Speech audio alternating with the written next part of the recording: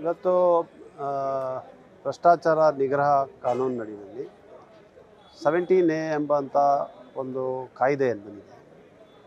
ಅದು ಪಬ್ಲಿಕ್ ಸರ್ವೆಂಟ್ಸ್ಗೆ ಅಂದರೆ ಸಾರ್ವಜನಿಕ ಸೇವೆಯಲ್ಲಿರುವಂಥ ಅಧಿಕಾರಿಗಳಿಗೆ ಒಂದು ರಕ್ಷಣೆಯ ರೂಪದಲ್ಲಿ ಇರುವಂಥ ಒಂದು ಪ್ರೊಟೆಕ್ಷನ್, ಸ್ಟ್ಯಾಚ್ಯುಟರಿ ಪ್ರೊಟೆಕ್ಷನ್.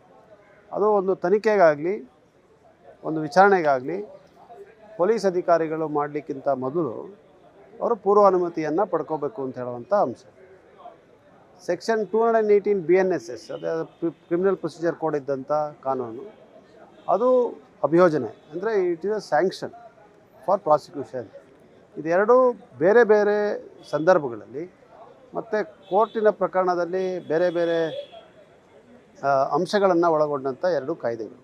ಎರಡೂ ಕೂಡ ಸಾರ್ವಜನಿಕ ಸೇವಕರಿಗೆ ಕೊಡುವಂಥ ರಕ್ಷಣೆ, ಅಂದರೆ ಬೇರೆ ಬೇರೆ ಅಂಥ ಸಂದರ್ಭಗಳಲ್ಲಿ ಎರಡೂ ಕೂಡ ಆಪ್ರೇಟ್ ಆಗುತ್ತೆ. ಪ್ರಯರ್ ಅಪ್ರೂವಲ್ ಏನಿದೆ, ಇದು ಹೊಸದಾಗಿ 2018ರಲ್ಲಿ ಮೊದಲನೇ ಬಾರಿಗೆ PC ಆ್ಯಕ್ಟ್ನಲ್ಲಿ, ಪ್ರಿವೆನ್ಷನ್ ಆಫ್ ಕರಪ್ಷನ್ ಆ್ಯಕ್ಟ್ನಲ್ಲಿ ಸೇರ್ಪಡೆ ಆಗಿರುವಂಥ ಒಂದು ಕಾನೂನು. ಯಾವುದೇ ತನಿಖೆಯನ್ನು ಮಾಡೋದಕ್ಕೋಸ್ಕರ ಆಗಲಿ ಅಥವಾ ವಿಚಾರಣೆ ಮಾಡೋದಕ್ಕಾಗಲಿ ಪೊಲೀಸ್ ಅಧಿಕಾರಿಗಳಿಗೆ ಅವಕಾಶ ಇಲ್ಲ. ಸಾರ್ವಜನಿಕ ಸೇವರಿಗೆ ಆ ರಕ್ಷಣೆಯನ್ನು ಕೊಟ್ಟಿರುವಂಥ ಕಾನೂನು.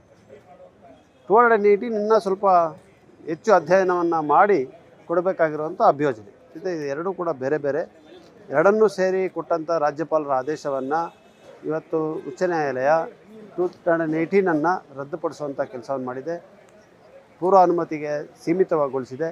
ಅದರಿಂದ ಅಭಿಯೋಜನೆ ಇವತ್ತು ರದ್ದಾಗಿದೆ.